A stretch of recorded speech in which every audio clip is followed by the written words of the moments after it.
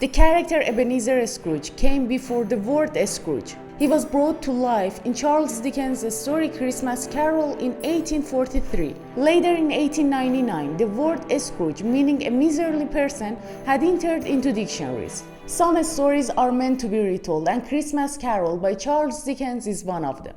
There are lots of Christmas Carols movie, but the 2022 version of it, directed by Stephen Donnelly, is a perfect choice to warm your home in cold nights of Christmas. Let's have a quick look on a story, although everybody knows about Scrooge's story, but I'm going to say it again. And then we will have a review on this animation. The story is about Ebenezer Scrooge, a miserly, selfish, stingy man who hates Christmas.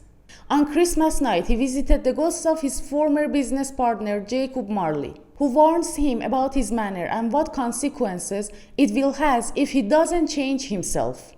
Jacob Marley's ghost tells him, "You will meet 3 persons tonight. They will help you. Just listen to them." Which they are spirits of Christmas past, present, and future. That leads Scrooge on a journey of transformation and redemption.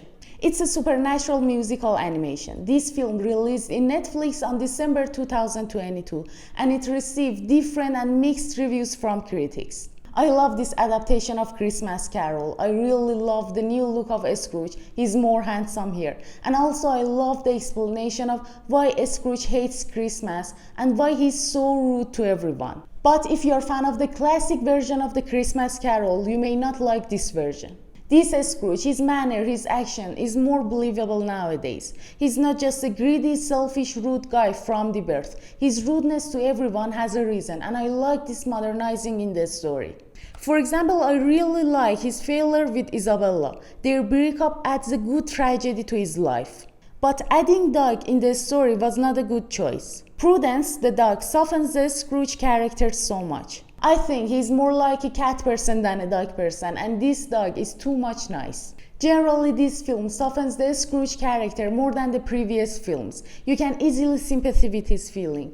It's just trying to justify his greed and his meanness. Honestly, I really like this feature of the film because I always wondered how a person can be that much despicable. But in this film, we will find out Scrooge himself is not a bad person from his deep down. What life brought him changed him to a very horrible man. Motions, colors, framing, they were all on top. But the only thing that really disappointed me was the CGI. The CGI in the classic version was really great, but this version is really dumb.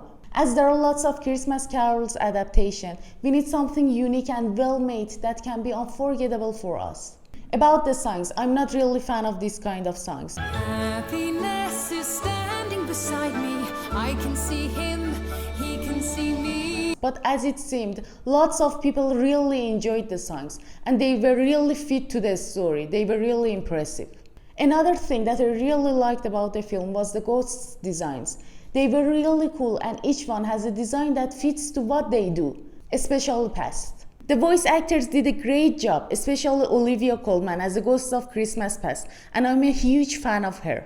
And Luke Evans was fantastic in his role as a Scrooge. As it's an animation film, I think parents must be aware there are some spooky and dark moments that might scare the young children.